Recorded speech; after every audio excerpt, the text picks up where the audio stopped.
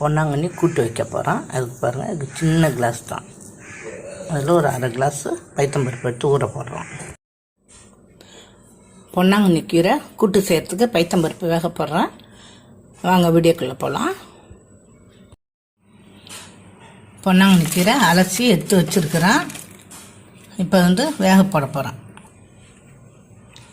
பைத்தம்பருப்பு பாதி வெந்து போச்சு. இப்போ கீரை அள்ளி வைக்கிறேன். சின்ன வெங்காயம் பச்சை மிளகாய் 2 அரிஞ்சு வச்சுருக்கேன். அதையும் இதில் கொட்டிடுறேன். வெங்காயம் மூடி போட்டு வேக விடலாம்.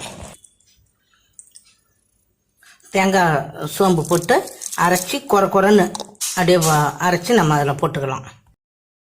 பாருங்கள், கீரை வெங்காயம் எல்லாமே வெந்து போச்சு. இப்போ பரட்டி விட்டு கொஞ்ச நேரம் சென்று நம்ம இந்த தேங்காய் சோம்பு போட்டுருவோம். நல்லா வெந்து போச்சு. இப்போ உப்பு போட்டுக்கிறோம். தேங்காய் சோம்பு அரைச்சதையும் இதில் போட்டுக்கிறோம். இப்போ நாங்கள் கீரை தாளிக்கிறோம். கடுகு போட்டிருக்கோம். ஒரு மிளகாவும் கிள்ளி போட்டுருக்கிறோம். காய்கறியும் கொட்டிடுறோம். கூட்டு பொன்னாங்கண்ணி கூட்டு ரெடி ஆகிட்டு இப்போ இதில் நம்ம சாப்பாட்டையும் போட்டு சாப்பிட்லாம்.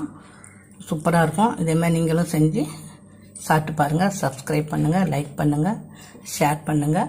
வீடியோ பார்த்ததுக்கு நன்றி.